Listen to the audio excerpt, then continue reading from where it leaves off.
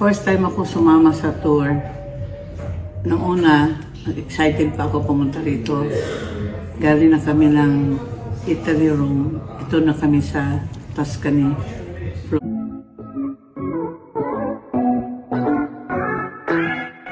Miss Annabel Rama, sobrang thankful and blessed sa sinamahan yung grupo upang makapag-tour sa Italy at pinuntahan ang mga sikat na basilika at mga katedral doon dahil sa mga grupong ito ay nakarating siya nang siya lamang. Pero subalit nagkaroon nga siya ng ilang problema nang maglakad sila ng malayo ay nagkaroon siya ng problema sa kanyang paa. Panoorin at kung hindi pa nakasubscribe, don't forget to click subscribe and hit the notification bell to keep you updated. Ito nga ang moment na naabot at naging successful ang paglalakad ni Miss Annabel Rama papunta sa St. Peter's Basilica. Sabi nga niya dito, maski nahihirapan ako maglakad dahil sa injury ng paa ko, umabot ako sa St. Peter's Basilica para magdasal para sa magandang kalusugan ng buong pamilya ko at upang ilayo sila sa panganib at pinsala. More blessings! Dagdag pa nga at update nito si Miss Annabel Rama, ang guwapong pulis na ito ay ang nagpasok sa amin sa Basilica nang hindi kami naghintay sa pila. Type sana ni Eileen kasi pulis ng Roma, but ayaw niya mag-alaga ng bata. Hahaha. Ikinuwento naman ngayon ni Miss Annabel Rama ang kanyang naranasan kaya siya naka-wheelchair ngayon. Ibinahagi niya na sobrang nagpapasalamat siya sa lahat ng tumulong sa kanya, lalong-lalo na ang mga nakasama niyang grupo sa kanilang tour. First time ako sumama sa tour. Noong una, excited pa ako pumunta rito. Galing na kami ng Italy room. Ito na kami sa Tuscany, Florence. Excited na naman ako. Yung palang tour pala, mas marami pa palang lakad kaysa pahinga. Para kung mamatay na sa init at saka sa hirap maglakad, andito kami, nakakita ko ng hotel. Andito kami sa hotel, pahinga ako sa lobby. O kailangan umorder kami kasi sinabi sa akin ng concierge, there's a bar there and there's a restaurant.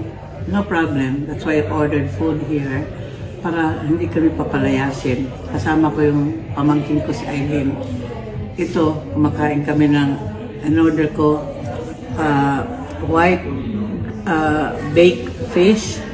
Tapos si Eileen naman pasta. Para kami mga mayaman dito kumakain. At least naman kita talaga nila na umorder kami, hindi kami standby. Kasi ang grupo, tumuloy na dun sa cathedral na 16 minutes walk from the hotel.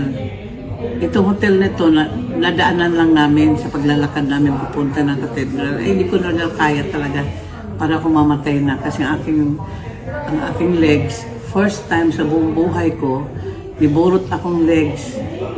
Bumigay na. Ay sabi sa akin ng concierge sa hotel, kung pwede akong magpatawag ng ambulance para dalhin ako sa hospital. Hindi ko naman alam itong lugar nito. Tumangin ako. Nantay ko na yung grupo darating galing sa cathedral. Tinan mo yung legs ko. For the first time, may burot. Oh, tinan mo. Oh, niburot, oh. Oh, tubangan. Ayan, oh. Ayan.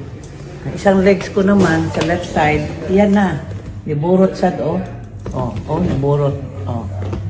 Ay, wala ma akong mabiling gamot. Kasi may mga kasama kaming doktor dito. Ang kanilang reseta, hindi tatanggapin dito sa maski sa ang pharmacy. Kailangan doctor from this lugar na ito. Hindi pwedeng galing Pilipinas ang mga reseta. Kaya pasalamat ako sa mga kasamahan ko sa tour group.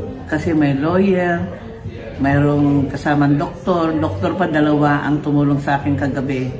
Pinuntahan ako sa kwarto ko ng mga 11:30 kasi gusto ko sana pumuntang emergency room kasi hindi ako makabili ng gamot. Ngayon, maghanap pa kami ng doktor na taga rito para mag-issue sa akin ng reseta para sa gamot. Kasi lalong lumalaki ang legs ko hanggat hindi ako iinom ng Lasix. Pagbabahagi nga ni Miss Annabel Rama sa kanyang post, so blessed to be part of this group, mayors and vice mayors from the province of Cebu. Pwede na ako mag-vice golf. Nimo day, ka-close na kami after 10 days. Everyone has shown me their care. Thank you to Father Virginio Villamor for our daily prayers and praying over my injured foot. Also, Dr. Aurelio for tending to me late night and for taking good care of everyone, and my favorite niece who is always by my side. Lipay kaayo ko kay akong mga kauban, puros Bisaya ako ra taga Manila.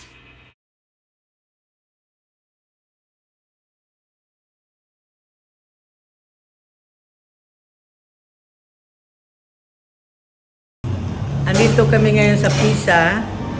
Hindi na kami sumama ni Ann Mamungan sa grupo kasi gusto ko lang magpahinga na. Ayoko na maglakad. Kumorder ako ng pizza at coffee para busog na bago kami susunduin dito in 30 minutes. Marami talaga ang nagmamalasakit sa mabait at syempre mapagmahal na si Miss Annabel Rama. Hanggang ang mga taga-ibang bansa nga ay talagang nag-aalala sa nangyari sa kanya. Ngayon nga ay nasa maayos siyang kalagayan at successful na narating ang Italy at nakapunta sa ilang mga basilika doon ng safe at syempre maayos, at ito nga ang kanyang pangarap, ang makapag-tour doon sa mga katedral ng mga sikat na dinarayo ng marami. Ito naman ang moment kung saan ipinagdarasal nga ni Miss Annabel Rama ang kanyang buong pamilya at ipinagtutulos ng kandila. Sabi nga niya dito, praying for my family and friends, especially for Manny Pacquiao for his big fight with Barrios on July 19.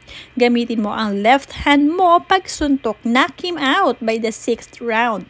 Huwag mo paabutin hanggang 12 rounds. Good luck, Manny, and God bless you, my friend.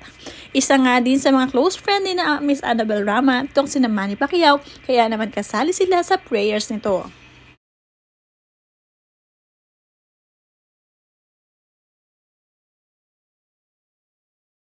Sa edad nga ni Miss Annabel Rama, isa ito sa pinakamagandang experience ng kanyang buhay. Naka-experience si Miss Annabel na malayo sa kanyang mga anak at syempre sa kanyang sarili lamang ay nakapag-group tour pa nga siya. Isa sa mga pangarap na naabot niya ngayon.